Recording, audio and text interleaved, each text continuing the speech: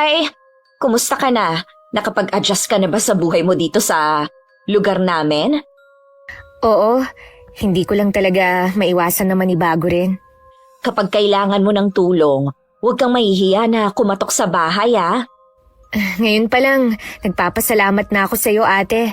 Sigurado na hihingi talaga ako sa'yo ng tulong sa mga susunod na araw. Si Migs nga pala.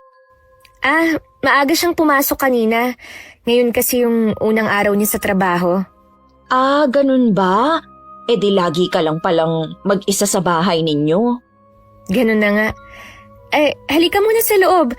Tapos na rin naman akong magwalis Akala ko kumpleto na kayo ng gamit. Nako, hindi. Kung ano lang ang importante, yun lang ang binili namin.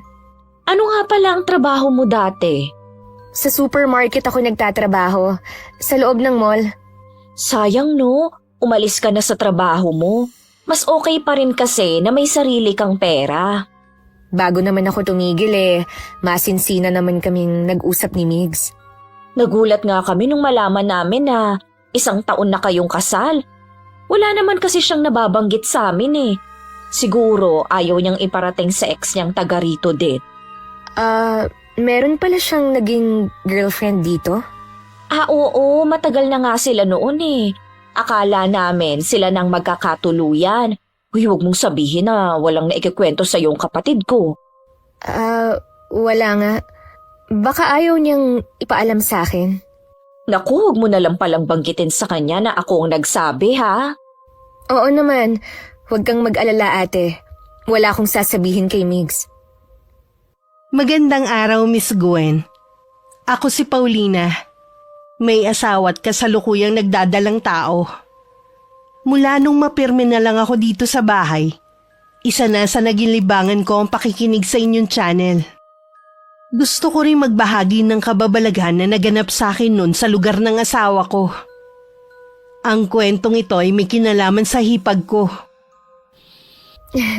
Migs, kumusta ang unang araw mo sa trabaho? Nakakapagod pero ayos lang. Kailangan ko rin magpakitang gilas kahit pa sabihin na ninong ko nagpasok sa akin sa trabaho. Kumusta pala ang buong maghapon mo dito sa bahay? Ayos lang naman. Nandito nga pala kanina ang ate Rosalie mo. Talaga? Anong napag-usapan niyo? Kung ano-ano lang. Tinanong din niya ako kung hindi pa ako naninibago rito.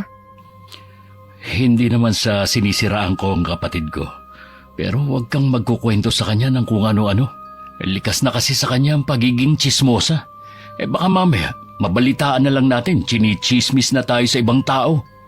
Huwag kang mag-alala. Kilala mo ako na hindi madaldal. Hindi rin ako masyadong nagtitiwala sa mga bagong kilala.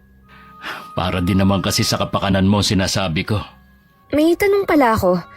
Hindi ka ba malapit sa ate mo? Magkapatid lang kasi kami sa ama. Kaya hindi kami ganon kalapit sa isa't isa.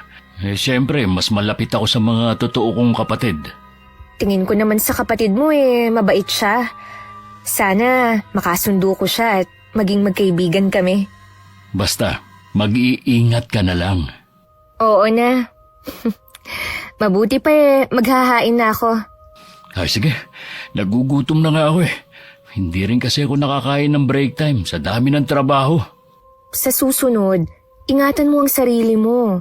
Mahirap nang magka-ulcer dahil sa ginagawa mo. Mas importante pa rin ang kalusugan kesa sa pera. Alam ko naman yun.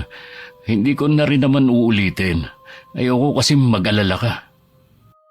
Sa ilang araw kong pagtira sa lugar ng asawa ko, napansin kong wala nang ginawa mga kababaihan kundi magkwentuhan sa tabi ng daan. Kabilang na nga sa kanila ang hipag ko.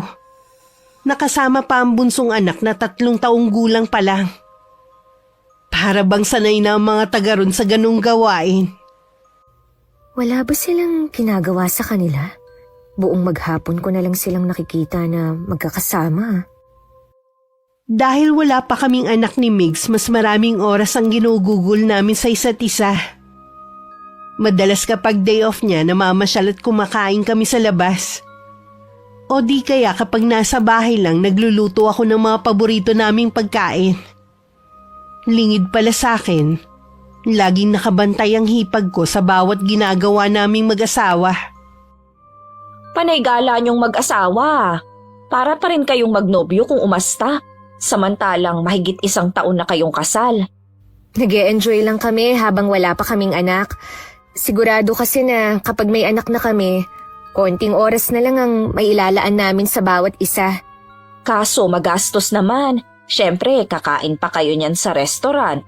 Wala na yata kayong naiipon eh. Meron pa naman kahit papano. Sana ang inuna niyo muna ang pagbili ng gamit. Ganyan ang ginawa ko eh. Mas maganda kasi kapag kumpleto na sa gamit ang isang bahay. Nung huli kong punta dito, ganito na ang bahay niyo. Wala man lang nadagdag. Ayos lang naman ate kung wala pa kaming mga gamit eh. Hindi naman kasi namin yun priority sa ngayon. Ano ba namang klaseng katwiran yan? Meron ba namang mag-asawa na hindi gustong magkaroon ng mga gamit sa loob ng bahay? Ang importante kasi sa amin eh, nagkakasundo kami, tsaka hindi kami nag-aaway. Kung sa bagay, bago pa lang kayong nagsasama. Sa katagalan, maiintindihan mo rin ako. Siya nga pala, sa 1 linggo na ang birthday ng mister ko. Punta kayo ha? Sige ate, sasabihan ko si Mig sa linggo para i-cancel na namin kung meron man kaming gala. Pao, alam ko naman na malaki ang sahod ng asawa mo. Tsaka wala naman kayong anak pa. Baka pwedeng pasagot mo na kay Migs ang lechon. Regalo na lang niya sa bayaw niya. Ha? Naku, hindi kita masasagot ate. Hindi naman kasi ako ang may trabaho eh. Basta sabihan mo lang si Migs kung pwede na sagot na niya ang lechon. Sige ate. Sasabihin ko sa kanya pag uwi mamaya. Naku, sigurado nakaiinggitan ako ng mga amiga ko kapag nakita nilang may lechon ako. Kailangan ba talaga na ipagyabang ang mga ganyang bagay? Oo naman no, magiging sikat ka pa dahil pag-uusapan ka. Ganun ba?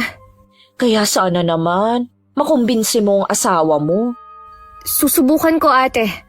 Pero ayokong mangako na mapagbibigyan kayo ni Migs. Kahit malamig ang panahon, bigla kong pinagpawisan sa request na yun ng hipag ko.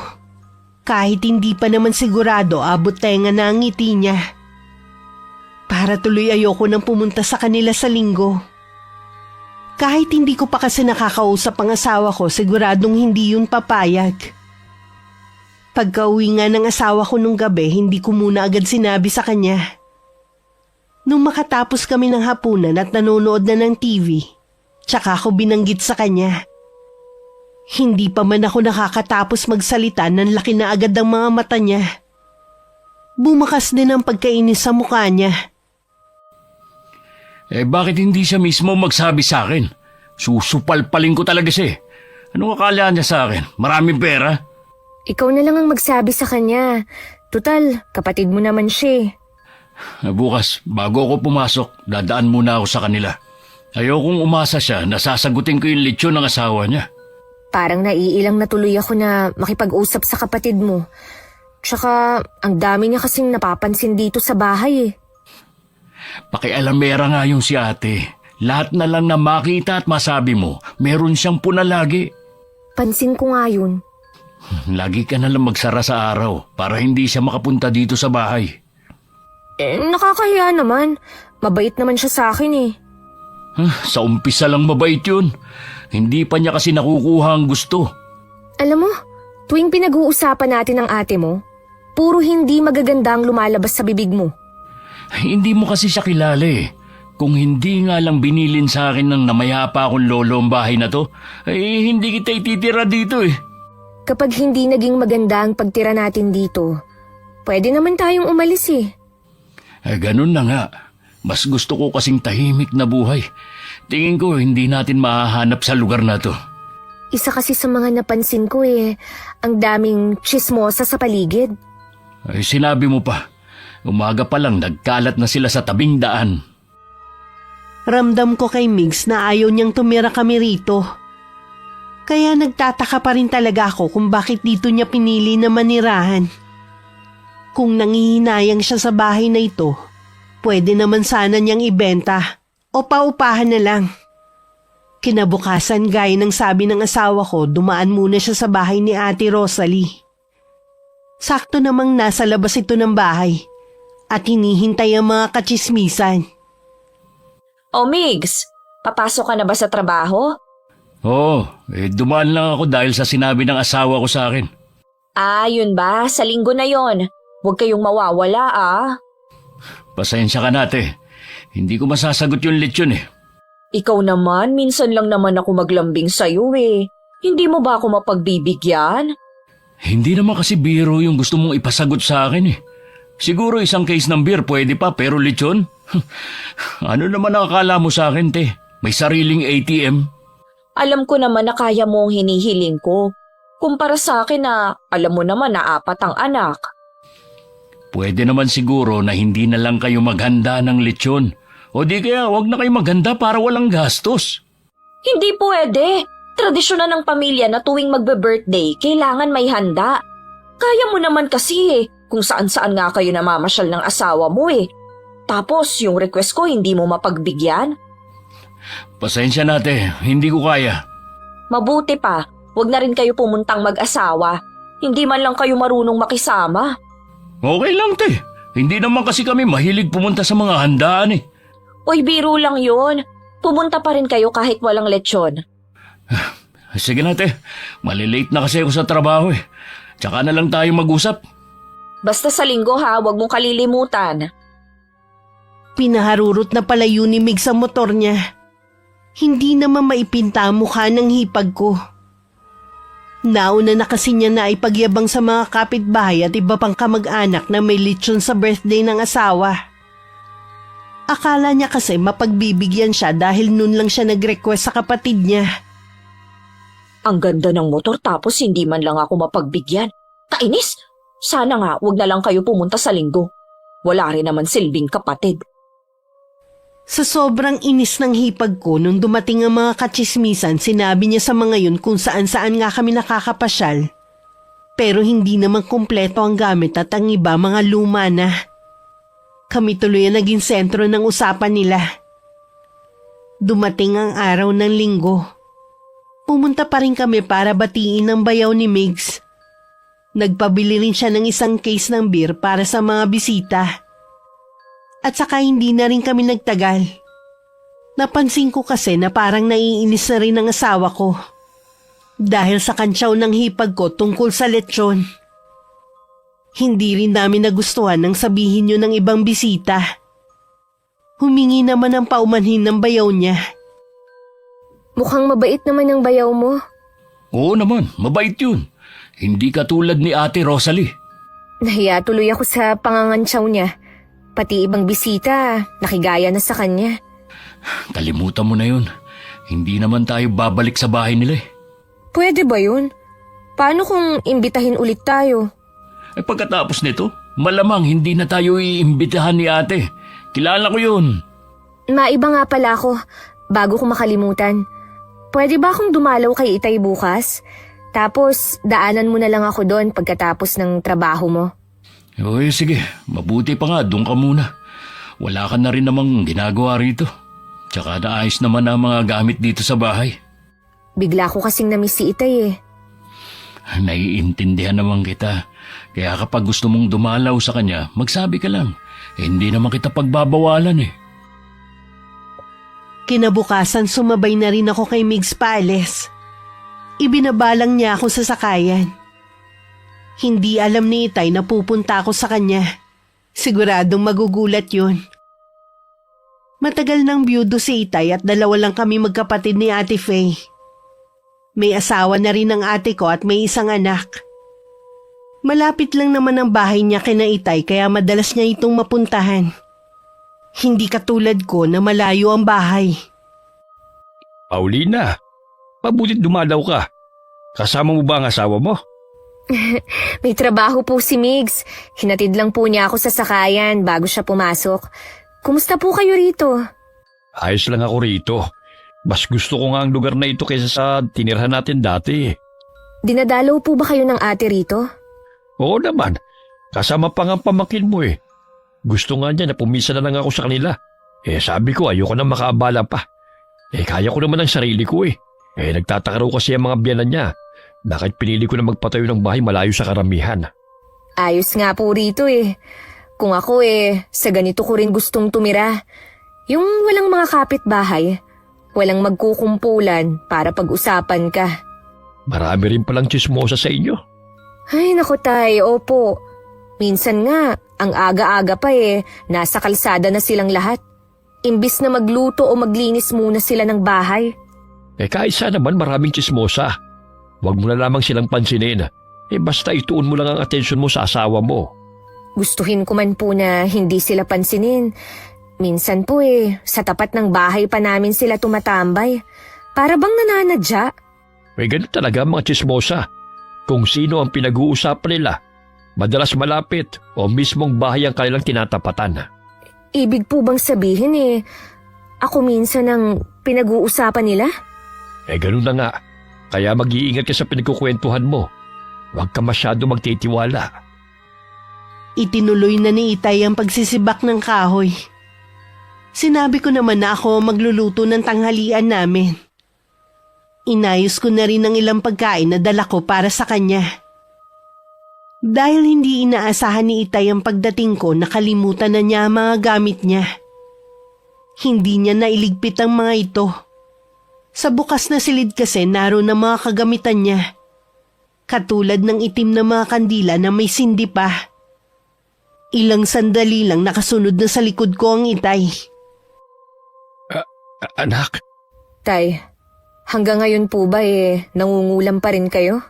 hindi pa rin kasi maiwasan na merong humingi ng tulong sa akin eh. Tay, nangako kayo sa amin ni Ate Faye na hindi na kayo gagamit ng itim na kapangyarihan para makapanakit ng ibang tao. Pinaparusahan ko lang naman ng masasama at hindi mga inosente. Kahit na po, tingnan niyo yung huling lumapit sa inyo. Pinahamak pa kayo kahit ang intensyon niyo lang makatulong. Ayoko lang na maulit yun. Paano kung may makaalam na mga taga rito sa gawain niyo? Maingat naman ako sa pagtanggap sa mga taong lumalapit sa akin. Hindi pa rin naman nagbabagong kondisyon ko kahit binabayaran nila ako. Tanging masasama lang ang kinukulam ko.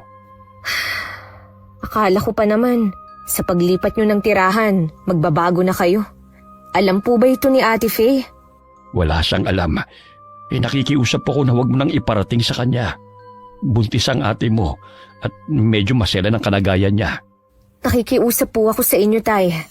Itigil niyo na po ito. Ako ang natatakot para sa inyo Sige, titigilan ko na ito. Ayoko rin naman na karmahin kayo dahil sa masama kong ginagawa. Salamat, Tay. Natatakot lang po kasi ako na may taga rito ang makatuklas sa gawain niyo. Ayoko na mapahamak kayo. Alam niyo naman ng ibang tao Gabi na nang makarating sa bahay ni Itay si Migs. Dahil may biglang ipinagawa sa kanya ang ninong niya. Nagpasya na lang kami na dun matulog at kinabukasan na umuwi. Pinayagan naman kasi ang asawa ko na hindi pumasok sa trabaho kinabukasan. Hindi alam ni Migs ang tungkol sa lihim ni Itay. Kilala niya to bilang ulirang ama sa amin ng ate ko. Wala rin akong balak ipaalam sa kanya kung sakali. Ayoko kasing masira ang imahe ni Itay sa kanya. Kumusta naman ang trabaho mo, iho? Ayos lang naman po. Mabait naman ang boss ko dahil ninong ko po siya sa binyag. Salamat nga pala sa pag-aalaga sa bunso ko. Kahit paano panatag na ako dalang dalawa kong anak nakatagpo na rin ang mabubuting asawa. Hindi nyo kailangan magpasalamat sa akin. Nung pinakasalan ko po ang anak nyo obligasyon ko na rin po siyang alagaan. Ganyan din si Rowel. Napakaswerte ko talaga sa mga naging manugang ko. Hindi na ako mag-aalala kung sakali man na mawala ako. Malakas pa naman po kayo sa kalabaw, Tay. At bata pa kayo sa edad nyo. Huwag nyo munang isipin ang tungkol sa bagay na yan. Hindi naman kasi natin masasabi kung hanggang kailan lang tayo sa mundong ito Mabuti na yung lagi tayong handa. Sa bagay nga po. Gusto mo bang uminom tayo? May ibinigay kasi sa akin ng kaibigan ko na lambanog. Itinabi ko muna dahil wala naman akong kainuman. Si Ruel sana kaso hindi na pala siya umiinom. Sige po, Tay. Inom tayo. Kaya lang nga medyo mahina na rin po ako sa inuman ha. Hindi ko po alam kung masasabayan ko kayo. Kahit hindi natin maubos, gusto ko lang kasi na may kakwentuhan habang umiinom. Nang magsabi sa akin si Migs na iinom sila ni Itay, tumangulang ako sa kanya. Nagbukas pa ako ng delata na dala ko para may pulutan sila. Pagkatapos ko maibigay ang mga kailangan nila, pumasok na ako sa kwarto. Siguro na mamahay ako kaya hindi ako agad nakatulog. Kaya bumangon na lang ako. Pumasok ako sa kwarto ni Itay. May sindi pa rin ang kandilang itim na ginagamit niya. Sa pagkakaalam ko, hanggat may sindi yun, hindi natatapos ang paghihirap ng taong kinukulam ng aking ama. Nakaramdam naman ako ng awa sa taong yun. Pero sabi nga ni Itay, puro masasama lang ang kinukulam niya. Kinabukasan bago mananghalian, nagpaalam na kami kay Itay. Nangako naman ako na babalik sa ibang araw. Pagdating namin sa amin, nasa tapat ng bahay ang hipag ko at ilang mga nanay doon. Ngumiti naman ako nang magtama ang paningin namin. Pambihira talaga si ate. Tanghali na, ayaw pa rin nilang magsiuwi. Hindi pa yata tapos ang kwentuhan nila eh.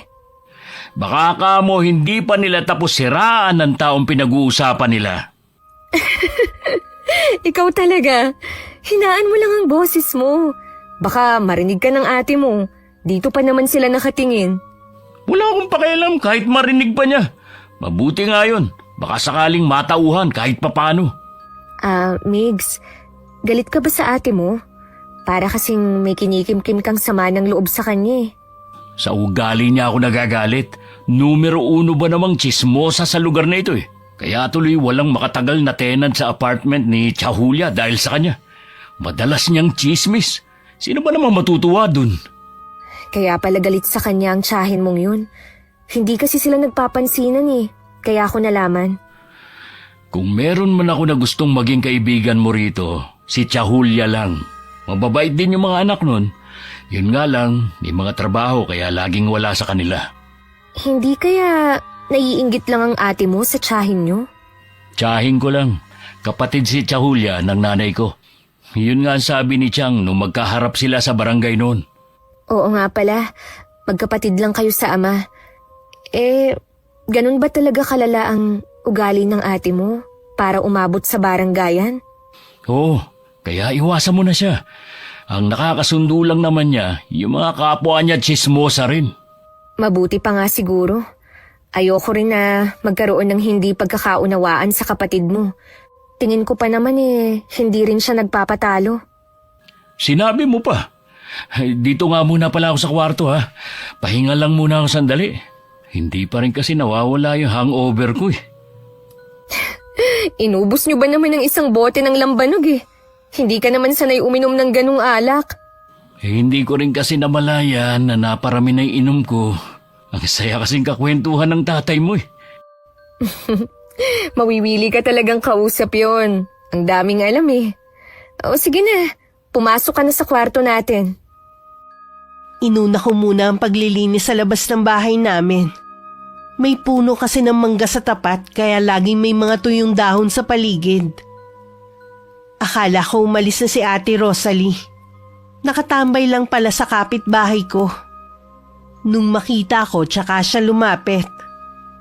Hindi naman ako makakaiwas pa kaya hinarap ko na lang din siya. Oh, ate! Akala ko nakauwi ka na.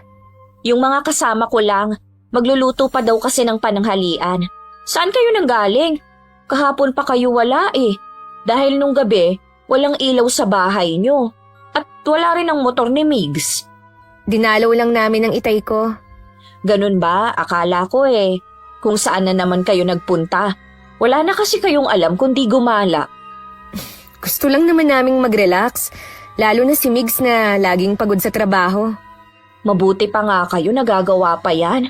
Kami kasi ng asawa ko. Ang pahinga lang ay sa bahay tapos maghapon pang nagsasaway sa mga bata. Siguro kapag may anak na rin kami ni Migs, ganyan na rin ang bonding namin. Yung tipong nasa bahay na lang. Siya nga pala may itatanong ako sa'yo. Tungkol saan? Sigurado ako na may alam ka eh. Yung panganay na anak ni Tia Julia, may afam pala. Nakita ko na galing sa bahay nila eh. Talaga? Ang tanda na kamo, siguro mas matanda pa yun kay Tia Julia. Kaya siguro nakapagpagawa sila ng bagong apartment malapit sa kanto. Dahil sa afam na yun. Wala naman akong nakikitang masama ron eh. Tsaka dalaga pa naman ang anak ni Tia Julie eh. Kahit na no, basta magkapera ka lang kahit papasa ng tatay mo ipapatulan mo pa. Naku, hindi ko kayang gawin yon. Hayaan na lang natin sila, te. Buhay naman nila yun eh. Ang sa akin lang naman, huwag silang mayabang. Tapos malalaman na sa afam lang naman pala galing ang pera nila. Mahirap naman kasi na husgahan natin sila dahil lang sa nakita mo. Hindi mo kilala ang mga anak ni Tia Julia. Mukha lang mga edukado pero ang mga ugali, matindi pa sa mga tambay sa kanto. Makita mo, hindi na yan mga mamamansin sa mga susunod na araw. Bakit ba nanggagalaiti ka sa galit sa kanila? Wala naman yata silang ginagawang masama sa'yo eh. Ay akala mo lang wala. Kapag nakikita ko ang mga yan, iniirapan ako. Akala mo naman kay gaganda. Ang iitim naman ng mga kilikili ang hilig pang magsando. Nagsasabi lang naman ako ng totoo. Kahit ako pangit, makinis naman ako. Wala akong ginagamit na kahit anong pampakinis at pampaganda.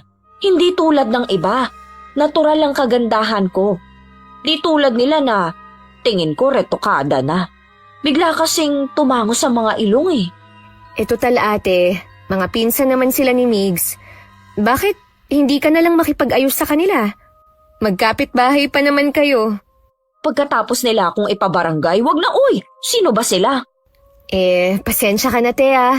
Hindi kasi kami pwedeng mangialam sa issue nyo eh. Mas gusto kasi namin na mamuhay lang ng tahimik ni Migs.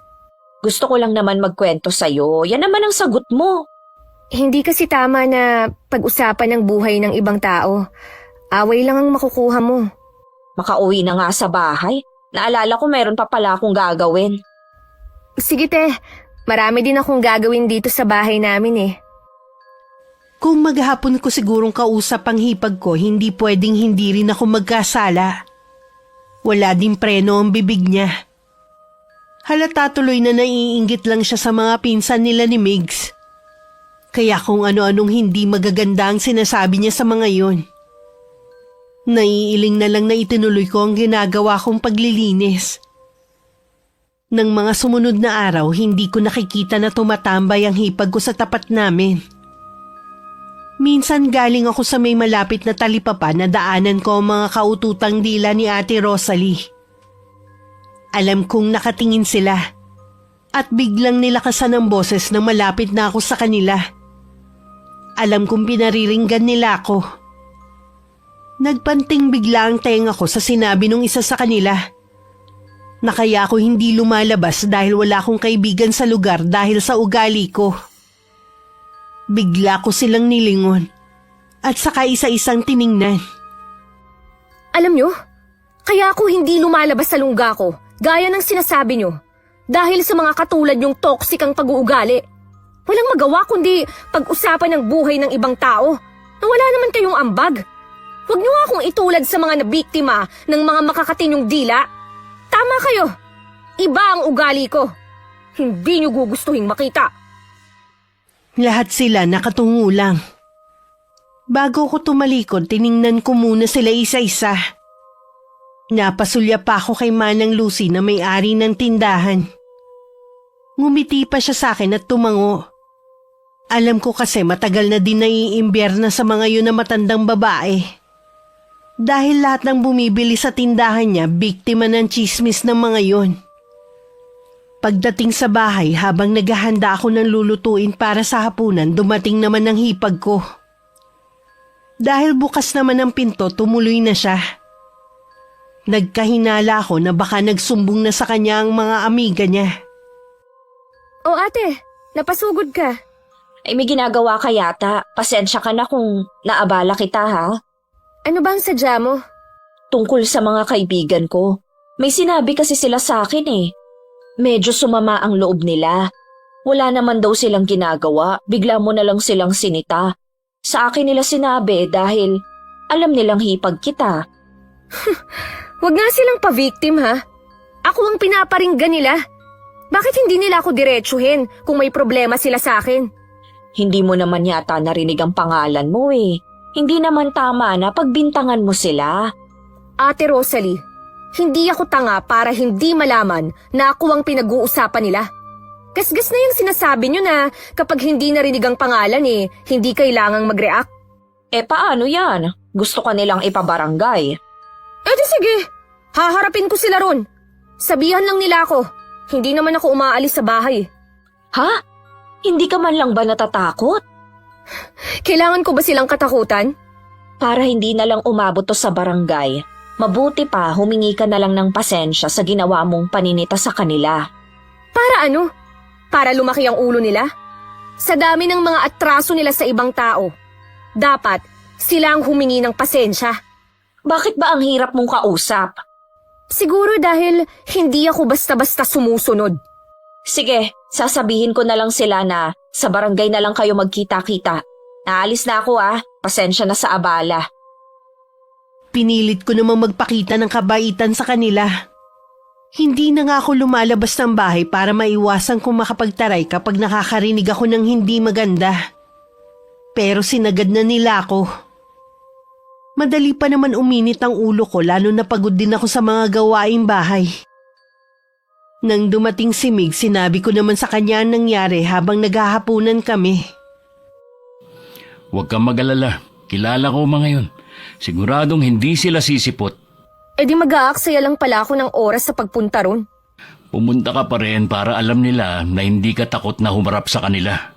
Oo naman. Hihintayin ko na lang kung kailan ako ipapatawag. Grabe talaga ang mga taong yan. Hindi mo na nga sila pinapansin, ikaw pa talaga na pagtripan nila. Akala siguro nila basta na lang akong tatalikod. Huwag nila akong itulad sa iba. Na kinakayan-kayanan lang nila. Di nakatikim sila ng katarayan mo. Higit pa rin ang gagawin ko sa kanila. Oras na hindi pa sila tumigil. Pagkatapos ng paghaharap ninyo, kung haharap nga sila, hayaan mo na lang sila. Huwag mo nang pansinin. Masaya kasi sila kapag pinapatulan sila. Basta wag na silang magpaparinig sa akin. Ayoko na rin na tumambay sila sa tapat ng bahay natin. Hindi tayo nakakasiguro sa bagay na yan. Totoo ngang sakit na sila dito sa barangay namin. Parang ginising ng mga tsismosang yun ang kabilang bahagi ng pagkatao ko. Yung mainitin ng ulo, ayaw magpatalo at laging galit. Hindi ako matatahimik hanggat hindi kami nagkakaharap. Nang pumasok si Migs nung sunod na araw, inabangan siya ng hipag ko sa daan. Agad namang huminto sa tabi ang asawa ko at tinanggal ang helmet. May kailangan ka ba, ate? Ano ba yung asawa mo? Kabago-bago pa lang dito inirereklamo sa barangay. Pagsabihin mo na matutong makisama, hindi yung siya pa ang siga. Pagsabihan mo rin yung mga tsismosa mong kaibigan. Tigilan ka mo nila ang asawa ko. Nasisiguro ko na ikaw ang pasimuno sa kanila. Wala ako nung pagsalitaan ng asawa mong mga kaibigan ko. Wala akong pakialam kung nandun ka o wala. Basta, pagsabihan mo sila dahil siguradong hindi kayo uurungan ng asawa ko. Os talaga? Tingin ko sa asawa mo hindi makabasag pinggan.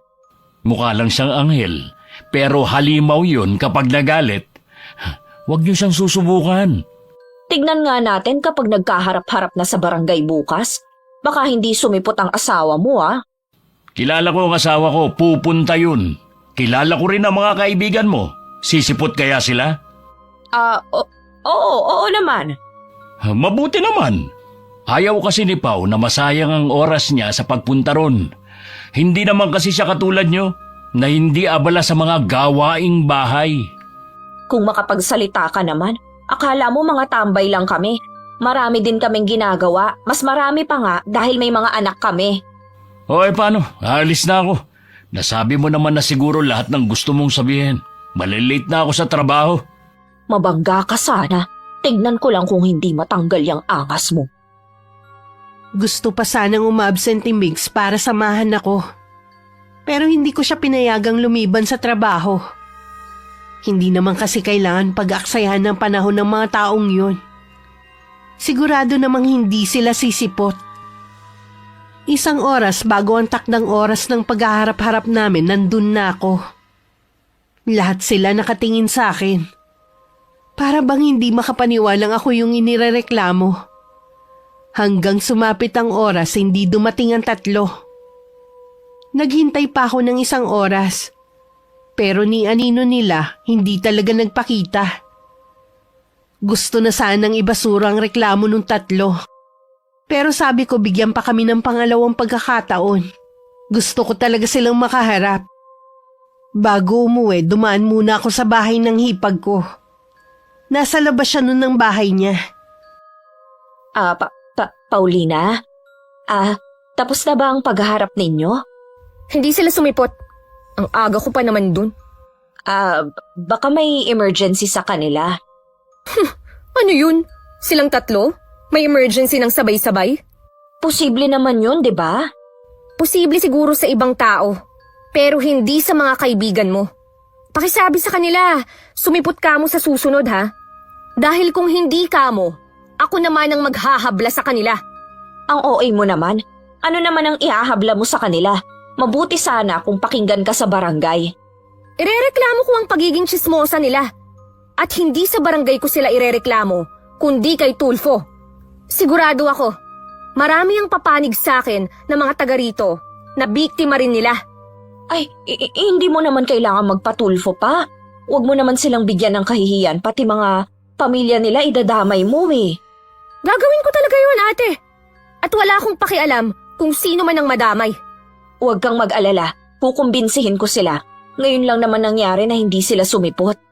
Talaga? Bakit sabi sa record ng barangay ugali na talaga nila ang hindi sumipot? Huwag mo naman sanang paniwalaan lahat ng mga sinasabi sa'yo. Basta, sabihan mo na lang ang tatlo mong kaibigan. Oo, sige. Mag-iingat ka sa pag-uwi mo. Kainis kang babae ka. Mukhang nagkamali ako ng pagkakakilala sa'yo ah. Kapit-bahay lang naman ng hipag ko ang tatlong yun. Nasa likurang bahagi lang ang mga bahay nila. Pagkatapos bilina ng isang anak na bantayan ng bunso, umalis na siya para sabihan ng mga kaibigan. Sumipot na kayo sa susunod kung ayaw niyong ipatulpo kayo ng babaeng yun. Kita ko sa mukha niya kanina na hindi siya nagbibiro. Hindi ko siya ganun kakilala maliban sa asawa niya, si Migs. Hindi natin alam kung ano pang kaya niyang gawin. Sa kauna-unahang pagkakataon, nasindak ang hipag ko at ang mga kaibigan niya. Kaya naman sa muli naming paghaharap, sumipot na sila sa barangay. Para silang maamong tupa sa harap ni Kapitan. Parang nabaliktad naman ang sitwasyon. Parang sila tuloy ang nirereklamo. Pinasumpa sila na hindi na ulit pagchichismisan ng buhay ng ibang tao. Sumang-ayon naman sila. At bago namin nilisan ng tanggapan, pinagbati kami at nakipagkamay ako sa kanila. Ganun lang kabilis natapos ang pag-uusap. Pero alam kong hindi pa tapos ang gagawin nilang panggugulo sa buhay ko. At least ngayon, alam nila na hindi ka basta masisindak sa kanila. Kung hindi mo sila kilala, maaawa ka sa mga mukha kanina. Parang iiyak na ang mga itsura eh. Magaling lang talagang umarte ang mga yun. Akala siguro nila, ipapatulfo ko sila. Siguro nga kaya napilitang humarap kanina. Ang galing mo talaga. Ay nako, sana nga tumigil na sila. Hanggat maaari ayoko talagang magalit kahit kanino. Ay sana nga, pero kung hindi pa rin, ituloy mo na lang ang plano mo. Nandito lang naman ako para suportahan kay. Papakiramdaman ko muna sila sa mga susunod na araw. Ay siya nga pala, sahod ko ngayon oh. Sa labas na lang tayo kumain para mawala din yung init ng ulo mo. Uy, sige gusto ko yan. Mabuti na lang hindi pa ako nakakapagluto. Wala kasi akong gana eh. Wala na nga ako nabalitaan na kahit ano sa hipag ko at mga kaibigan niya. Hindi ko na rin sila nakikita na tumatambay sa tapat ng bahay namin at kahit sa tabing daan. Kinalimutan ko na rin ang mga pangyayari. Itinuon ko na lang sa ibang bagay ang atensyon ko. Hanggang maisip ko na magtrabaho na lang ulit. Sinabi ko yun kay Migs. Pumayag naman siya pero ang gusto niya yung magaan lang ang trabaho. May kaibigan kasi kung merong stall ng mga souvenir. At kailangan niya ng magbabantay na pwede niyang pagkatiwalaan. Migs, huwag kang mag-alala. Maaasikaso pa rin naman kita dahil hanggang 3:00 lang naman ako sa trabaho. Ayoko sana magtrabaho ka pa eh. Kaya lang, alam ko na naiinip ka rin dito sa bahay. Baka isipin kasi ng tatay mo, hindi kita kayang buhayin. Gusto ko rin kasi na makatulong sa'yo. Tsaka sa gastusin dito sa bahay. Tsaka higit sa lahat, para malaki rin ang maipon natin. Ay, sa bagay nga. Samantalahin natin habang wala pa tayong anak. Yun nga rin ang iniisip ko eh. May iba ko. Ginugulo ka pa ba ng mga kaibigan ni Ate Rosalie? Ayun, hindi ko na sila nakikita. Baka lumipat na sila ng ibang lugar na tinatambayan. Hindi naman kasi ako kumbinsido na magbabago pa sila. Kapag tsismosa na kasi, hindi na magbabago hanggang mamatay. Yan nga din sabi ng dalawa kong kapatid eh. Hindi rin kasi nila makakasundo si Ate Rosalie dahil sa ugali nga. Hindi yata naniniwala ang kapatid mo sa karma, no? Hindi nga. Kasi kung takot yun, hindi na yun uulit sa mga ginagawa niya. Iniwan na nga siya ng asawa eh. Bumalik lang dahil sa mga anak. Dapat, nung mangyari yun, nagbago na siya. Kahit man lang para sa mga anak niya. Kaso nga, mas mahalaga sa kanya ang manira ng ibang tao. Hindi ko maiwasang maawa sa mga anak niya. Minsan nakikita ko ang mga yun na naglalakad na nakatsinelas lang. Hindi planchado ang damit. Para bang walang nag-aasikaso sa kanila bago pumasok sa eskwelahan.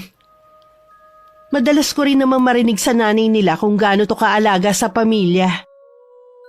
Puro lang pala salita at kulang sa gawa. Tama nga ang hinala ko. Lumipat lang sila ng lugar na pinagtatambayan.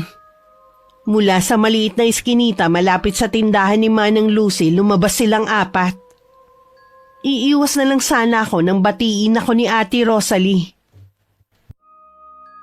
Ay, nandito pala ang maganda kong hipag. Lagi ka yatang umaalis ah. Oh, ate. Busy ako eh. 2 linggo na kasi akong may trabaho. Ah, ganun ba? Mabuti ka pa, may trabaho. Naiinip kasi ako sa bahay, kaya nagtrabaho na lang ako. Baka naman pwede mo kong ipasok o hanapan ng trabaho. Naiinip na rin kasi ako sa bahay eh. Kung magtatrabaho ka, sino nang mag-aasikaso ng mga anak mo? Ako pa rin, syempre. Iba kasi kapag nanay ang mag-aalaga. Yung bunso ko naman, pwede kong kuhanan ng yaya. Sasabihan na lang kita kapag meron akong alam, ha? Aasahan ko yan ah. Sige, mauuna na kami sa'yo. Marami ka yatang bibilhin eh. Napapailing naman ako habang nakasunod ng tingin sa hipag ko at sa mga kasama niya. Pwede ko naman sanang irekomenda ang hipag ko sa mga kakilala ko. Pero nag-aalala ko na baka lalo niya mapabayaan ng mga anak. Tsaka baka hindi rin siya payagan ng asawa niya. Naku, iha. Kung ako sa iyo hindi ko hahanapan ng trabaho ang hipag mo. Bakit naman po, Manang Lucy? Kung ano-anong chismis ang pinagkakalat niya sa'yo. Hindi mo kasi nalalaman dahil hindi ka naman lumalabas ng bahay niyo. Sana hindi kayo magkasira ng asawa mo dahil sa ginagawa niya. Ganyan kasi ang nangyari kay Migs at sa dati niyang nobya. Ano? Salamat po sa pagbibigay niyo ng impormasyon sa mga ginagawa ng hipag ko. Manang Lucy, pwede po bang lahat ng malalaman niyo na sinasabi niya tungkol sa akin ipaalam niyo sa akin? Oo naman, iha. Lahat sasabihin ko sa'yo. Gusto kasi kita. Dahil hindi ka katulad nila na walang alam gawin kundi manira ng kapwa. Habang wala pang bumibili, tinanong ko pa si Manang Lucy sa iba pang mga sinabi sa akin ng hipag ko. Ultimo ang hindi ko pagbubuntis na ichismis na pala na baog daw ako. Malamang daw baka iwan ako ni Migs. Parang sasakit ang ulo ko sa mga nalaman ko. Pagdating sa bahay, uminom agad ako ng gamot. Hindi ako makapaniwala na meron palang katulad ng hipag ko. Ang malas ko, dahil ako naman ang pinupuntirya nila. Nang dumating si Migs ng araw na yon, hindi ko nalang sinabi ang mga napag-usapan namin ni Manang Lucy. Habang nasa sala nga kami, panay ang kwento niya tungkol sa trabaho niya. Hanggang isingit na nga niya ang planong pagsama sa kanya ng ninong niya sa probinsya ng 2 linggo. Gusto kasi niyang ipakita sa akin yung planta niya doon. Nahihiya kasi akong tumanggi. Pero kung ayaw mo, pwede ko naman sabihin sa kanya. Okay lang naman. Kaya lang, bakit naman 2 linggo? Kasi kasal din ang bunsong anak ni Ninong. A-attend na rin sana kami. Simple lang naman yung kasal. Sa bahay nga lang gaganapin. Sige na, sumama ka na. Minsan lang naman yan eh. Kailan ba ang alis nyo? Sa makalawa na. Sigurado ka ba na ayos ka lang na walang kasama? Oo naman. Wala namang mangyayari sa akin dito eh. Lagi naman kitang tatawagan kapag nandun na ako. Nung gabing matutulog na sana kami, tumawag ang ate ko. Lumabas muna ako sa kwarto para makapag-usap kami ng maayos. Hindi ko alam kung anong mararamdaman ko ng mga sandaling yun sa ibinalita niya. Sumang-ayon naman ako sa sinabi niya na sa bahay muna si Itay. Anong sabi ng ate mo? May nangyari ba? Migs, ayos lang ba kung dito muna tumira si Itay? Oo naman. May nangyari ba sa itay mo? Ang sabi kasi ni ate, may nakaalitan daw at nagbanta. Natatakot siya na baka sugurin sa bahay si Itay. Alam mo naman na mag-isa lang siya roon. Sa bait ng tatay mo may makakagalit pa ba siya? Minsan kasi, eksahidera rin magkwento ang ate. Bukas daw, papupuntahin na niya rito si Itay. Sa kanya na lang siguro ako magtatanong. Mabuti pa nga. Tsaka, ang galing naman ang timing ng itay mo. Kailangan mo na makakasama dito. Oo nga. Sige na, tara na, matulog na tayo. Ilaantok na ako Kanina pa humihilik si Mig sa tabi ko. Habang ako iniisip ko ang sinabi ni Ate Faye. Sabi kasi niya baka may nakatuklas na sa lihim na iniingatan ni Itay. May isang babae daw kasi ang sumugod sa bahay nito at nag-eskandalo. Habang sumisigaw na mangkukulam ang Itay namin. Pinatay daw ni Itay ang asawa ng babae. Ito na nga ang kinatatakutan ko eh. Tama lang na umalis doon si Itay. Mabuti na lang, wala siyang kapitbahay na malapit. Pumasok muna ako sa trabaho. Sa hapon pa naman darating si Itay. Nung tumawag siya na papunta na, maaga na lang ako umuwi.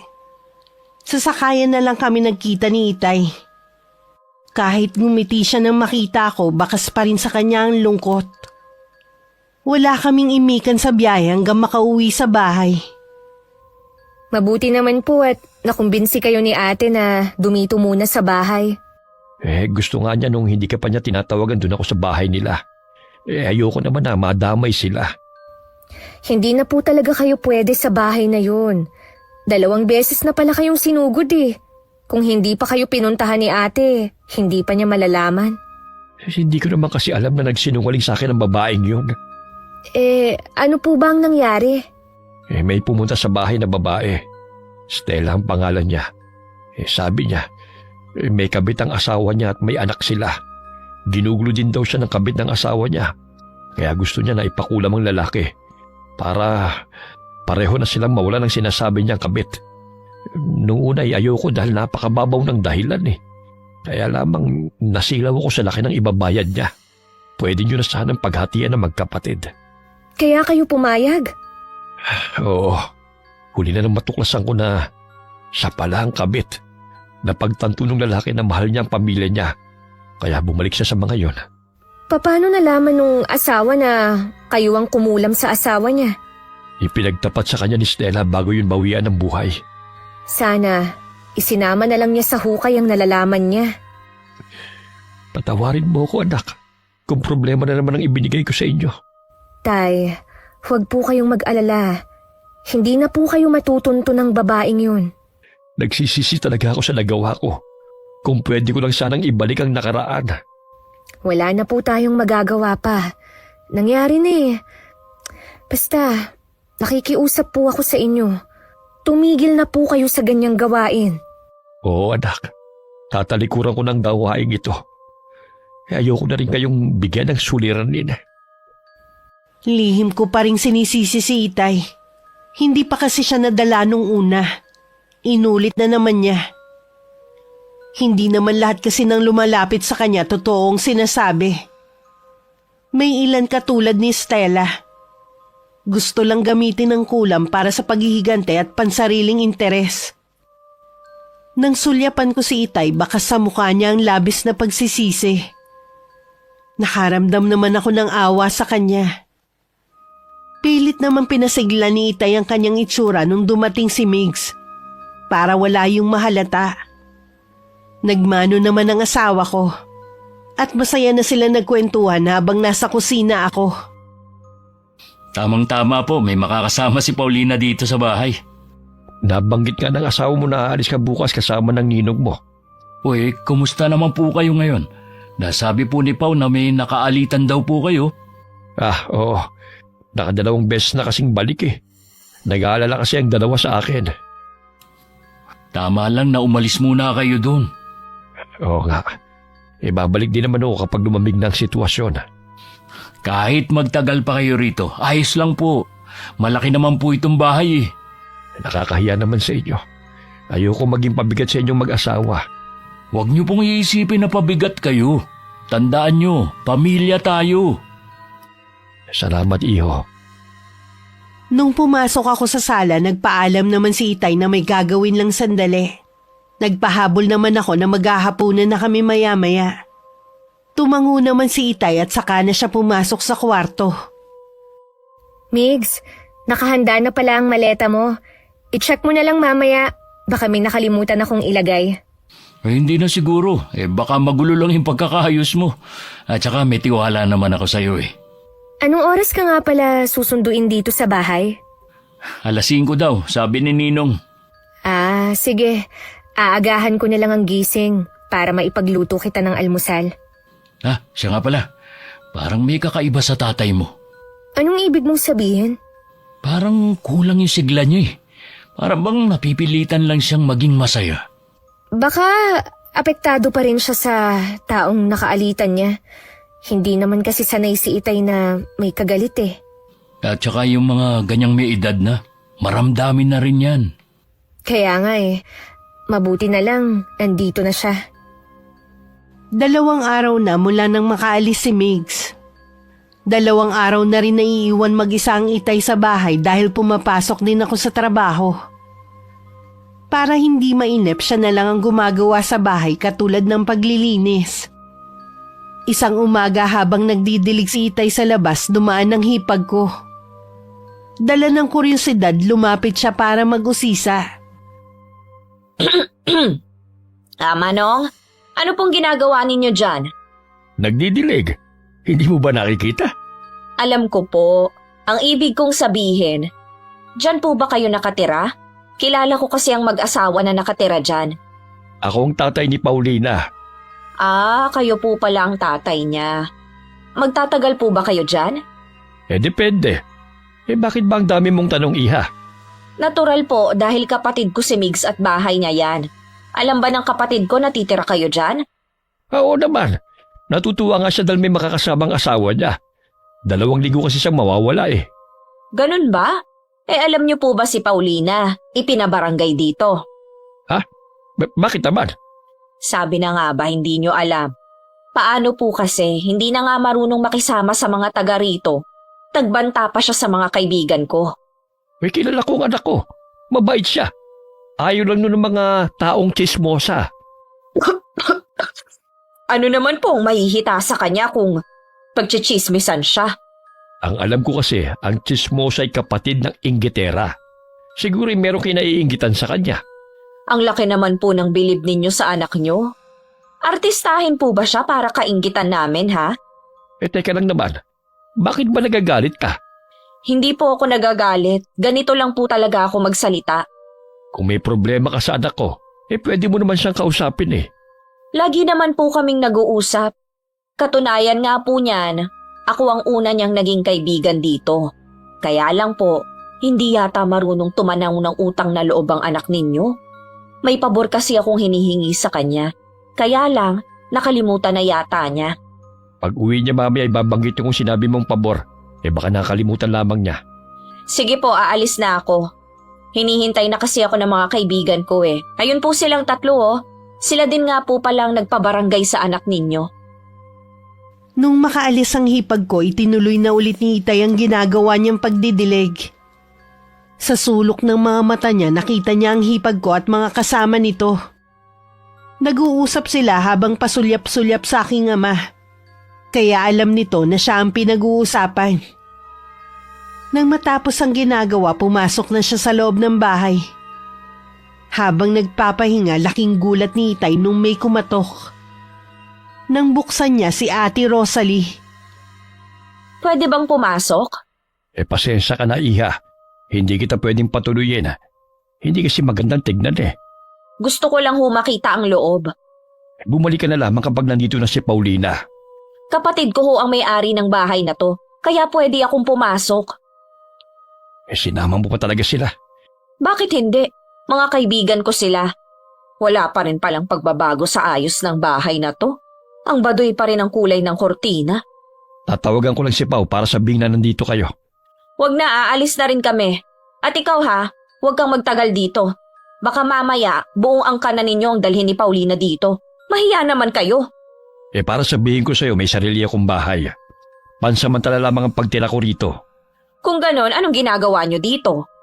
Sinasamahan ko lamang ang anak ko habang wala si Biggs. Sinabi ko na yun sa'yo. Nakahinga naman ng maluwag si Itay nung umalis na ang hipag ko at mga kasama. Buong maghapon tuloy hindi mapakali si Itay hanggang dumating ako. Ikinuwento naman niya ang buong pangyayari. Wala na lang ako masabi sa kakapalan ng mukha ng hipag ko. Lahat na yata ng nakakainis na katangian sinalo niya. Sinagot ko naman lahat ng tanong ni Itay. Kung bakit ako napabarangay nun. At kung ano ang ugali ng hipag ko at mga alipores niya. Halata naman sa mga hilat siya ng pagmumukha nila eh. Sinamantala nila ako na wala ko rito. Kaya nagawa nilang umasta ng ganun. Bukas, tingnan natin kung magawa pa nila ang asal nilang yun. Ibig bang sabihin hindi ka papasok bukas sa trabaho? Hindi po muna, Tay. Sana makasama rin natin ang ate mo. Namimiss ko na rin kasi ang apo ko sa kanya. Kapag po lumamig na ang sitwasyon dadalawin po natin. Ano ba kasing nagawa ko? Kung kailan ako tumanda, tsaka naman ako nagbibigay ng problema sa inyo. Tay, kalimutan niyo po muna ang pangyayaring yun. Baka magkasakit kayo sa kakaisip eh. Sana noon pa ako nakinig sa inyo. Lalo no lang pong pinapahirapan ng sarili niyo niyan eh. Ha? May tao sa may bintana. Nang makalapit kami sa may bintana, palayo na ang taong tumatakbo. Hindi namin nakita ang mukha dahil may takip. Pero ang kurba ng katawan nito ay parang sa babae. Kanina pa po kaya siya nakikinig sa pag-uusap natin? Kararating lang niya kaya ako siya naramdaman kaagad. Babae din siya. Ang amoy niya isa sa mga kasama ng hipag mo. Ay nako, sakit talaga sila sa ulo. Hindi na ako nagtataka kung bakit kulang na lang isuka sila ng mga taga rito. Kapag hindi ka pa nila tinigilan, ako na ang mga kalaban nila. Tay, nakikiusap ako sa inyo. Huwag niyo silang gagawan ng masama. Nakikita ko kasi nahihirapan ka na dahil sa kanila. Tay, nangako po kayo. Oo nga pala. Pasensya ka na, Iha. Nakalimot na naman ako. Kaya minsan ayoko na maniwala sa mga pangako ni Itay. Ilang beses na kasi niyang hindi natutupad. Kahit nung nabubuhay pa si Inay. Pasumpa-sumpa pa siya nun sa bundok. Pero makaraan lang ang ilang buwan may kinulam na naman siya. Mula pagkabata tuloy, kinailangan naming magpalipat-lipat para hindi malaman ng mga tao ang lihim niya. Kinabukasan nga habang nagtatabas ng damo sa likod ng bahay si Itay, At ako naman nasa loob ng bahay nung biglang may kumatok. Nung buksan ko ang pinto, bumungad ang hipag ko at ang tatlo. Bumakas bigla sa mukha nila ang gulat. Nandito ka pala. Hindi ka pumasok sa trabaho? Day off ko. Anong kailangan nyo? Isinama mo pa talaga sila, ha? Oops! Huwag muna kayong umalis. Diyan lang kayo. Paalis na rin kami. Galing pala kayo rito kahapon. At kung ano-ano pa ang mga sinabi nyo kay Itay. Totoo lang naman ang sinabi ko. Kapatid ako ni Migs. Hoy ate, hindi lang yun ang sinabi mo. Kaya huwag ka nang magsinungaling pa. Huwag mo nga akong masabihan na sinungaling. Baka nakakalimutan mo, kapatid ako ng asawa mo. Yun na nga eh. Bakit kailangan mo kaming i-chismis sa ibang tao? Ano ba ang mabuting magagawa nun sa'yo, ha? Hindi ko alam ang sinasabi mo. Tapos sasabihin mo na hindi ka sinungaling, ha? Nawawalan ka na yata ng respeto sa akin. Hindi ka naman kasi karapat dapat irespeto eh. Pagsisisihan mo talaga tong ginawa mo. Ano? Magpapatulfo ka rin ba, ha? O sa barangay? Baka hindi ka naman sumipot. Talaga bang inuubos mo ang pasensya ko, ha? Mabuti pa, umalis na kayo. Hindi ko na lang ipapaalam kay Migs ang mga ginagawa nyo. Para hindi kayo magkagulong magkapatid. Parang utang na loob ko pa, ha? Sige, aalis na kami dito.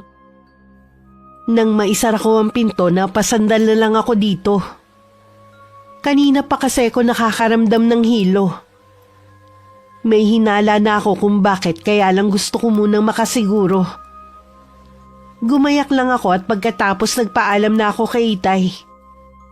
May 2 oras lang naman ako nawala. Sa mismong tindahan ako ni Manang Lucy bumaba. May itatanong lang kasi ko sa matandang babae. Saktong natapos kami mag-usap nang dumating si Ate Rosalie at mga kasama niya. Nanlilisik ang mga mata niya sa pagkakatitig sa akin. Kay Manang Lucy ka pala kumukuha ng impormasyon. Ngayong alam mo na, wala ka nang maitatago sa akin. Kapag hindi ako nakapagpigil sa'yo, sa presinto na tayo maghaharap. Nananakot ka pa talaga, ha? Bakit pa tayo dun maghaharap-harap kung pwede naman dito? Talaga bang lalo mong pinapababa ang pagkatao mo, ha? Bakit ko pa itatago ang pagkatao ko? Bistado mo na nga ako. Matagal ko nang gustong ingudgod ang pagbumukha mo sa semento para pumangit ka. Nakikiusap ako sa'yo, Ate Rosalie. Tigilan na natin to. Hindi ako lalaban. Natatakot ka ngayon? Samantalang dati, ang tapang-tapang mo, may nalalaman ka pang tulfo? Hindi ako natatakot kung sarili ko lang ang iniisip ko. Kaya lang, Ang dami mo pang sinasabi! Magbabayad ka ngayon!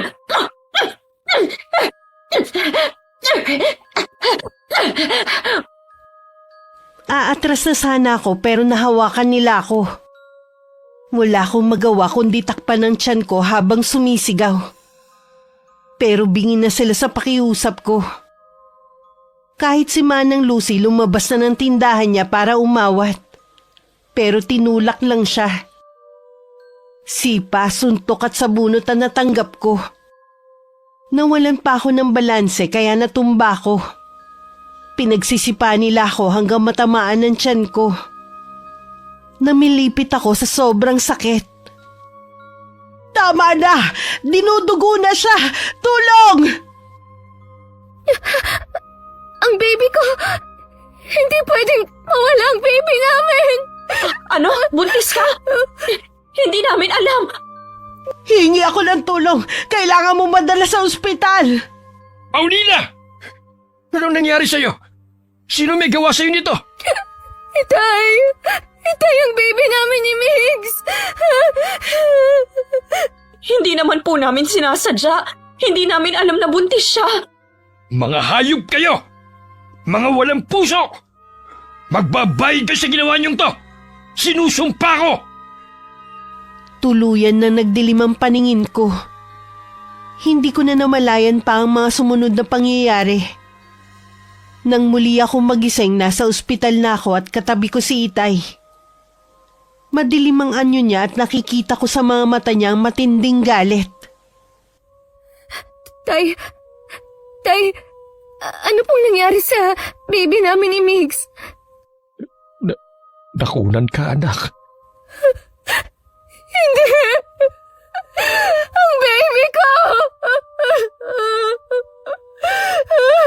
tahan na anak. Baka makasama sa iyong sobrang pag-iyak. Pabayaan niyo na lang ako, Tay. Iwan niyo na ako. Hindi kita pwedeng iwan. Nasasaktan din ako sa pagkawala ng apo ko. Papunta na nga pala dito ang asawa mo. Tinawagan ko siya kagad nang makarating tayo dito sa ospital. Bakit ba may mga taong sagad hanggang buto ang kasamaan? Hindi ko mapapalampas ang ginawa nilang to sa'yo. Tay. Hindi mo ko mapipigilan kahit magmakaawa ka. Sige na, magpahinga ka na lang. Dito lang ako. Dahil wala akong tigil sa pag-iyak, napilitan ng turukan ako ng pampakalma ng nurse na nag-aasikaso sa akin. Tulog na ako nung dumating naman si Migs. Lumapit siya sa akin at hinalikan ako sa noo. Sorry kung wala ako sa tabi mo, ha? Sana hindi na lang ako umalis. Huwag mong sisihin ang sarili mo, iho. Hindi natin inaasahan na mangyayari ito sa kanya. Ang anak po namin, kumusta? Wala na ang anak niyo. Nakakunan si Paulina. Hindi. Matindi ang pambubugbog na ginawa ng kapatid mo sa kanya at ang tatlo niyang kasama. Pakibantayan niyo lang po muna ang asawa ko, Tay. May kailangan lang akong puntahan. Galit na sumugod si Mig sa bahay ng hipag ko. Dire-diretso siyang pumasok sa loob ng bakuran hanggang sa may pinto ng bahay. Humarang pa sa daraanan niya ang bayaw niya pero itinulak lang niya ito. Napasiksik naman sa sulok ang kapatid sa takot sa kanya. Sinuntok pa niya ang pader malapit sa mukha ni Ate Rosalie. Migs, hindi ko sinasadya. Nadala lang ako ng galit ko. Patawarin mo ko. Hindi na maibabalik ang buhay ng magiging anak namin sa paghingi mo ng tawad. Ikaw ang pumatay sa anak namin ni Paulina. Lahat gagawin ko. Mapatawad niyo lang ako. Hindi naman namin alam kasi na buntis siya. Sana sinabi niya agad. Mabubulok ka ngayon sa kulungan. Ikaw at ang mga kasama mong nambugbog sa asawa ko. Wag, Migs. Maawa ka naman sa akin. Kailangan pa ako ng mga pamangkin mo. Sana inisip mo yan bago niyo sinaktan ang asawa ko. Ikaw naman ang pasimuno ng gulo eh. Ang tanda mo na. Wala ka pa rin pinagkatandaan. Lahat ng sasabihin mo tatanggapin ko. Kung gusto mong saktan mo rin ako para makaganti ka sa akin, ayos lang. Ayoko lang na makulong. Mas gusto ko na nasa likod ka ng rehas. Kaya ihanda mo na yung sarili mo. Migs, sandali, huwag ka munang umalis. Bitiwan mo ako! Huwag na huwag ka nang magpapakita sa amin ng asawa ko. Hindi rin ako maaawa sa iyo at sa mga anak mo! Napalupasay na lang sa sahig habang umiiyak ang hipag ko. Nilapitan naman siya ng asawa at saka niyakap ng mahigpit. Dahil sa takot, nagpa siya na lang na tumakas ni Ate Rosalie. Pero pinigilan siya ng asawa at kinumbinsi na harapin na lang ang kasong isasampa namin. Tulog pa rin ako nung bumalik si Mig sa ospital. Si Itay naman ang nagpaalam na uuwi at may gagawin lang sa bahay. Umaga na nang magising ako at nagisnan ko pa ang asawa ko sa tabi ko. Kumusta ang pakiramdam mo? Wala na ang PB natin, Migs. Ang isipin mo na lang, hindi siya para sa atin. Masakit man, hindi na natin mababago ang pangyayari. Ang tagal nating hinintay na mabuntis ako. Tapos ganito lang ang mangyayari.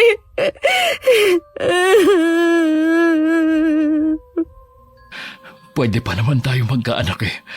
Ang mahalaga, ligtas ka na ngayon. Ang hindi ko kaya, yung ikaw ang mawala sa akin.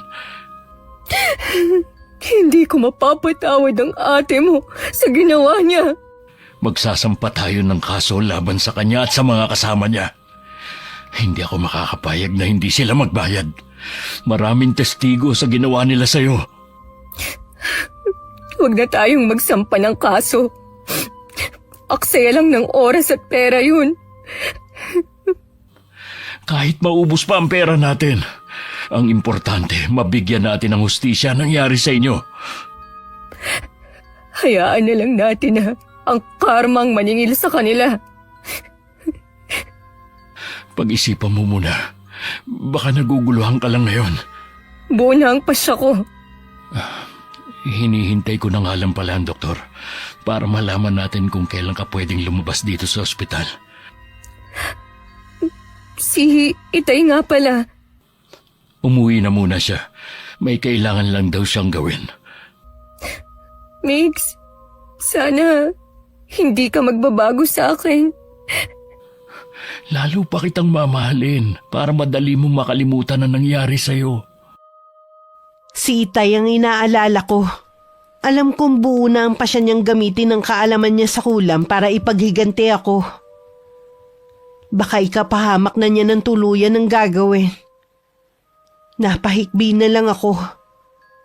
Agad naman akong niyakap ni Mig sa pag-aakalang naiiyak na naman ako dahil sa anak namin. Kinabukasan pa kami pinayagan na umuwi ng doktor. Pagdating namin sa bahay, wala si Itay. Lingid sa amin, bumalik siya sa bahay niya para dun isagawa ang orasyon. Baka may pinuntahan lang ang Itay mo. Hindi kaya bumalik siya sa bahay niya? Uy, ano naman ang gagawin niya dun? Naisip ko lang. Okay. Siya nga pala, nagugutom ka ba? Magluluto ako ng paborito mo. Hindi ako nagugutom eh. Magluluto pa rin ako.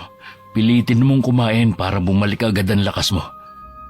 Sige, gusto ko munang matulog. Tatawagin na lang kita kapag handa na, ha? Inaantok talaga ako kaya inayos ko na lang ang pagkakahiga ko sa kama. Lumabas na rin si Migs para magluto. Hindi pa man niya nauumpisahan, may kumakatok na. Ang kapatid niya na pagbuksan niya ng pinto. Mugto ang mga mata nito sa kakaiyak. Talaga bang wala ka ng kahihiyan, ha? Gusto ko lang kumustahin si Pao. Hindi ka rin niya harapin. Mabuti pa, umalis ka na. Talaga bang hindi na magbabago ang isip niyo? Hindi na! Sana naman bigyan niyo pa ako ng isa pang pagkakataon para makapagbagong buhay. Marami na nagbigay sa'yo niyan, pero sinayang mo lang. Ito na lang ba talaga ang kabayaran ko sa mga nagawa kong kasalanan? Ganun na nga. Kawawa naman ang mga anak ko, lalo na ang bunso ko. Huwag mo sanang gamitin ang mga anak mo para maawa kami sa'yo. Totoo naman kasi na sila ang kawawa kapag nakulong ako. Lulugulugong umalis si Ate Rosalie sa bahay namin. Naging matigas na si Mig sa kapatid niya. Ni katiting na awa, wala na siyang maramdaman sa hipag ko. Dahil nakatungo, hindi niya nakita na makakasalubong na niya si Itay. Hindi ka siguro hinarap ng anak ko. Mang Damian, Pagkatapos mong saktan ng anak ko, nagawa mo pang pumunta sa bahay nilang mag-asawa. gusto ko lang pong humingi ng tawad kay Pao. Kahit napatawarin ka pa niya, ako hindi. Alam ko po na matindi rin ang galit niyo sa akin. Sana po mapatawad niyo na po ako. Namnamin mo ang galit ko. Hindi ang paghingi mo ng tawad ang kailangan ko, kundi ang makita ka rin na nagdurusa dahil sa ginawa mo. Lalo pang bumigat ang dalahin ng hipag ko. Sa huli, sumuko na lang siya. Gustuhin man niyang tumakas, wala naman siyang ibang alam na puntahan. Habang pauwi sa kanila, puno ng pang-uuyam ang tingin na binibigay sa kanya ng mga tao. Ang iba parang natutuwa pa sa pwede niyang sapitin. Pero 2 linggo na ang nakakalipas. Wala pa ring dumarating na pulis para hulihin siya. Nagtataka na ang hipag ko kung ano ba ang desisyon namin. Hindi kaya nagbago na ang isip nila? Pero nakita ko sa mukha ng ama ni Paulina na desidido siyang pagbayarin ako. Ay, ang tagal ko na rin hindi nakakausap ang mga kaibigan ko. Siguradong pareho ang takot na nararamdaman namin. Kasalukuyan ako nagpapahinga sa terrace nang biglang dumating si Migs. Bakas ng pag-aalala ang mukha niya nang tumingin sa akin. Anong nangyari? May nabalitaan kasi ko habang bumibili sa tindahan ni Manang Lucy. Sigurado na masama yan. Para ka kasing namatayan eh. Yung kasing 3 kaibigan ni Ate Rosalie, patay na. Paano namatay? Linawin mo nga ang sinasabi mo. Usap-usapan ngayon sa tindahan ang nangyari sa kanila. Marami nagsasabi na misteryosong pagkamatay nila. Ano ba ang paraan ng pagkamatay nila? Ang isa sa kanila natagpuang wala ng buhay at nakitang malaki ang tiyan. Ang isa naman namamaga ang tuhod at inuuod na rin. At ang panghuli, nakitang puno ng galos at sugat ang katawan na para bang nilatigo. Bago sila mamatay, maayos naman daw ang itsura nila. Hindi ko rin alam kung anong nangyari sa kanila. Sabi ng kaanak nila, baka daw kinulam. Natatakot ako na baka ikaw ang pagbintangan nila, lalo na hindi mo itinuloy ang pagsampa ng kaso sa kanila. Ako? Migs, ikaw ang magpapatunay na wala akong ginagawang masama. Hanggang ngayon nga, nagdadalamhati pa rin ako eh. Alam ko naman, nalulungkot din ako sa sinapit nila pero siguro yun ang karma nila sa lahat ng mga kasalanang ginawa nila, sa'yo at sa iba pa. Kumusta na nga ang Ate Rosalie mo? Wala akong balita sa kanya eh. Matagal ko na siyang hindi nakikita. Baka sapitin din niya ang nangyari sa 3. Kahit hindi magandang ginawa niya sa atin, ayoko pa rin sapitin niya ang nangyari sa mga kaibigan niya. Hindi tayo nakakasiguro sa pwedeng mangyari sa kanya. Alam kong narinig ni Itay ang pag-uusap namin mag-asawa. Nasa malapit lang kasi siya at nagdidilig ng mga halaman. Nung umalis si Migs, masinsinan ko siyang kinausap. Tay, alam ko po na kayo ang nasa likod nung nangyari. Sabi ko naman sa'yo, hindi mo ko mapipigilan sa balak kong gawin sa kanila. Mas nag-aalala na ako sa inyo kaysa sa nangyari sa akin. Baka tuluyan na kayong mahuli kung ipagpapatuloy niyo ang ginagawa niyo. Wala na akong pakialam. Ang mahalaga sa akin maipaghiganti kita. Ano pong balak niyong gawin kay Ate Rosalie? Mas matindi ang mararanasan niyang paghihirap.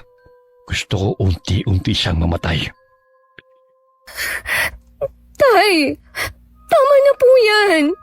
Tigilan niyo na ang ginagawa niyo. Mas mahalaga kayo sa akin kaysa sa paghihiganti na yan. Hindi ko na rin kayang pigilan ang sarili ko, anak. Nakakahumaling ang kapangyarihan ng ulam. Kapag ginawa mo ng isang beses, parang ayaw mo nang tigilan. Tay, labanan niyo po ang nararamdaman niyo. Huwag kayong papadaig sa kasamaan. Magbalik loob na po kayo sa Diyos na siyang makapangyarihan sa lahat. Hindi ko hahayaan na manahin niyo pa ng ate mo ang kaalaman na ito. Mas gusto ko maging mabuti kayong tao. Mamuhay ng normal, hindi katulad ko. Kaya niyo ring mamuhay ng normal. Basta talikuran niyo lang ang ganyang gawain. Patawarin mo ko, anak. Huli na para magbago. Hindi, Tay. Maniwala kayo. Hindi pa huli ang lahat. Isipin niyo kami ni ate at ang apo niyo sa kanya. Tanggap namin ni ate na mas mahal niyo ang apo niyo kaysa sa amin. Naisagawa ko ng huling orasyon para sa hipag mo. Ano mang sandali mag-uumpisa na ang paghihirap niya. Bakit ang hirap niyong pakiusapan, Tay? Patawarin mo ko, anak. Mas matimbang sa akin na makaganti. Nang tumalikod si Itay at umalis, hindi ko na siya pinigilan. Para saan pa? Ayaw naman niya makinig sa mga pakiusap ko. Samantala dahil ilang araw nang masama ang pakiramdam ni Ate Rosalie, hindi na lang siya sumama sa birthday na dinaluhan ng mag-aama.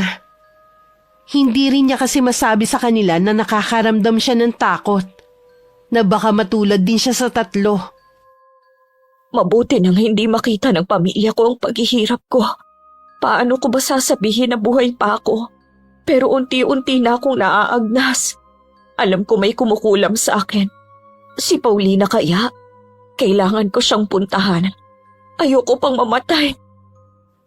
Kahit hirap na sa paglalakad at nanghihina, pinilit pa rin ni Ate Rosalie na makarating sa bahay namin.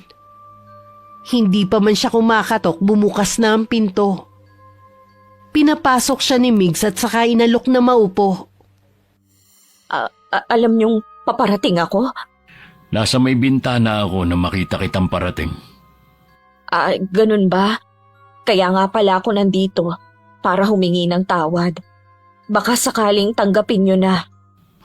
Mukhang hindi maganda ang lagay mo. Sana nagpahinga ka na lang muna sa bahay ninyo. Natatakot kasi ako na baka katapusan ko na rin dahil sa nangyari sa mga kaibigan ko. Naniniwala kasi ako na kulam ang ikinamatay nila. Siguro nga dahil walang makapagpaliwanag sa totoong nangyari sa kanila. Mamamatay na rin kaya ako? Paulina, baka alam mo kung paano ako gagaling. Pinagbibintangan mo ba ang asawa ko, ha? Wala naman kasi. Naaawa na sana ako sa'yo eh. Kaya lang may gana ka pa talagang pagbintangan ng asawa ko. Wala naman kasing pwedeng gumawa nun. Sa dami ng mga ginawa niyong kasalanan, wala kang maisip na pwedeng gumawa nito sa'yo? Umalis ka na, bago kita kalad ka rin palabas ng bahay. Migs. Huwag ka namang magalit sa kanya, Migs. Baka masama lang ang pakiramdam ng ate mo. Samahan mo na lang siyang umuwi. Baka mapano pa siya sa daan eh. Pagkatapos ng mga ginawa niya, nagmamalasakit ka pa sa kanya? Kinakaawaan mo pa siya ngayon? Mas naaawa ako sa mga anak niya. Sige, ihatid na kita sa inyo. Walang imik na sumunod na lang ang hipag ko. Inalalayan siya ng asawa ko para makasakay sa motor. Lumingon pa siya sa akin bago umalis. Nang mag-isa na lang ako, tsaka ako napaluha.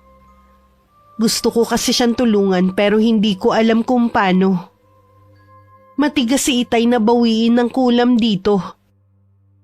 Salamat. Nasaan ang mga kasama mo? May pinuntahan ng mag-aama ko. Kaya mo na ba mag-isa? Oo, salamat sa paghatid mo sa akin. Balikan mo na ang asawa mo. Mukhang hirap ka na. Bakit hindi ka pa nagpadala sa asawa mo sa ospital? Hindi naman nila alam ang nangyayari sa akin. Ayoko nang mag-alala pa sila sa akin. Walang dapat sisihin kundi ikaw din sa nangyayari sa'yo. Hinintay mo pa talaga na lumala bago ka magbago. Alam ko naman yun eh. Hindi mo na ako kailangang sermonan. Sige, sasamahan na lang muna kita habang wala pa ang asawa mo. Tatawagan ko lang si Paulina. Nahiga sa sofa ang hipag ko. Ayaw daw niyang mahiga sa kwarto dahil madilim. Mas gusto daw niyang makakita ng liwanag. Lumambot na rin ang puso ni Migs na mapagmasdan ang kalagayan ng ate. Ipinakita kasi ng hipag ko ang nalalapnos na balat niya. Kaya pala balot na balot siya.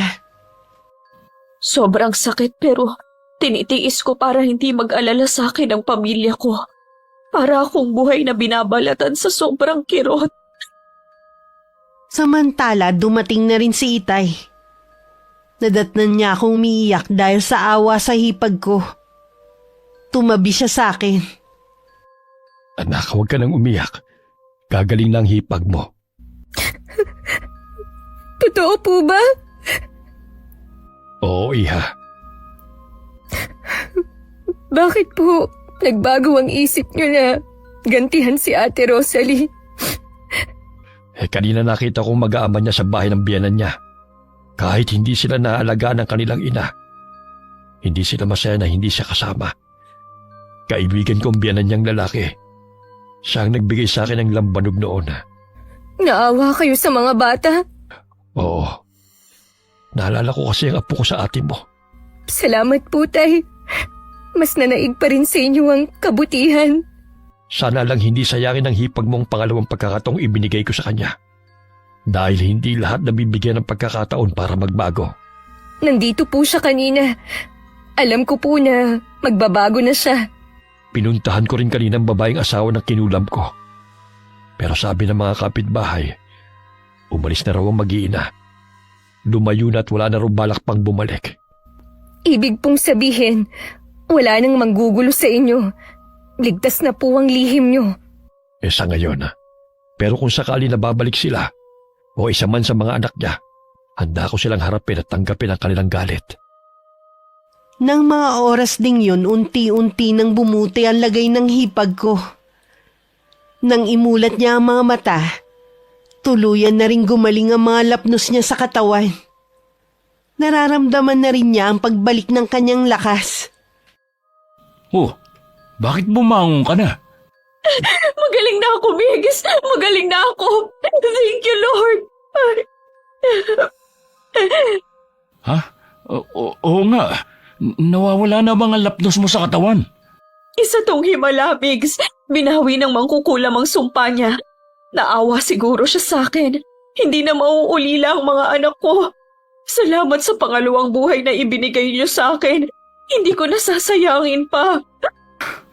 Masaya ako para sa iyo, ate. Mahalin na talaga mo na sana ang pamilya mo. Oo, Migs. Mula ngayon, sila na ang prioridad ko. Nung dumating ang mag-aama, nagtaka pa ang bayaw ng asawa ko kung bakit nandun siya. Sinabi na lang ni Migs na hinatid niya ang kapatid niya. Natuwa naman ang lalaki dahil naramdaman nito na nagkaayos na ang dalawa. Isang buwan pagkatapos, pinaupahan na lang namin ang bahay na yon. At lumipat kami malapit sa tinitirhan ni Itay. Mas naging tahimik ang buhay namin sa bagong nilipatan namin. At ang Itay naman tuluyan na niyang tinalikuran ng gawain. Alang-alang daw sa pagbubuntis ko, magbabago na siya, Miss Gwen. Ang pagkakalat ng chismis kailanman hindi nagdudulot ng kabutihan. Pwedeng magbigay ito ng pansamantalang aliw. Pero sa bandang huli, hindi lang ibang tao ang unti-unti nitong sinisira, kundi pati ang sarili mo. Kaya bago tayo magsalita, isipin muna natin kung totoo ba, makakatulong ba, at makakabuti ba. Wakas.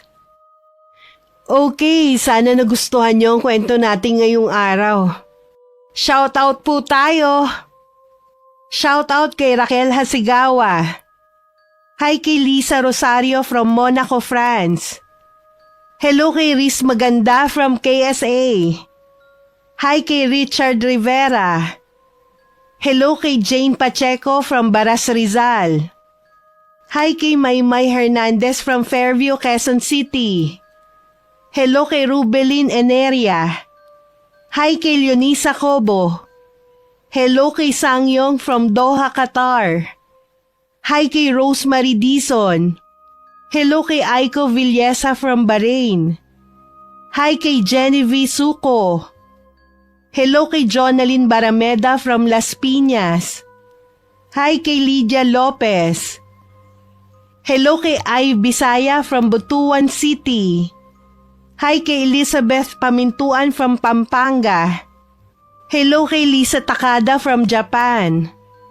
Hi kay Melody Villaruz from KSA. Hello kay Arvid Shane Hoiberg from Thailand. Hi kay Margarita Galang from Qatar. Hi kay Aprilin Gliane. Hello kay Michelle Manuge. Hi kay Evelyn Abong Kabarkil. Hello kay Trajano Lestojas. Hi kay Danilo Cruz from Meykawayan, Bulacan. Shoutout sa Castillo family from Nueva Ecija. Hello kay Romalyn Lingatong from Santa Maria, Bulacan. Hello kay na Eralyn Eyano, Tatay Betoy at Belinda from Barangay Hermosa, Bayambang, Pangasinan. Hi kina Ate Auring, Ne, Aisa at Poging J ng Amira Boxes Handicrafts ng Laguna. Hello kina Alexa Ann Pasyon at Ian Pasyon from Nai, Cavite. Shout out sa Glency Bakery ng Tanawan, Leyte. Hi kay Bebang Jaco. Hello kay Tina Dekit. Hi kay Beatrix Yumi. Hello kay Jocelyn Morilla from Mindoro. Hi kina Romina Buado and Angelo Dizon from Marikina City. Hello kay Mama Mia. Hi kay Jomar Fernandez from Cebu. Hello kay Biba from Cebu at sa mga kasama niyang blind therapist. Maraming salamat sa pakikinig nyo. Hello kay Nashin, Aya and Aiko from Caloocan, from Lola Baby. Hi kay Resi May Ramos. Hello kay Mea Espiritu from Taiwan. Shoutout sa mga taga Texen Factory, lalong-lalo na kay Angelina Reyes. Maraming salamat sa pakikinig. Hi kay Ralph Sarmiento. Hello kay Manilyn Millafre from Bicol. And hi kay Lucena Valencia from Candelaria, Quezon. Shoutout din po sa mga solid abangers natin sa Marikina Market sa Bayan. Kumusta po kayo? Shoutout din po sa mga solid abangers natin dyan sa Blooming Treat Market. Salamat po sa inyo. Maraming salamat po sa patuloy na pagsuporta at pakikinig. Ingat. God bless. Hi!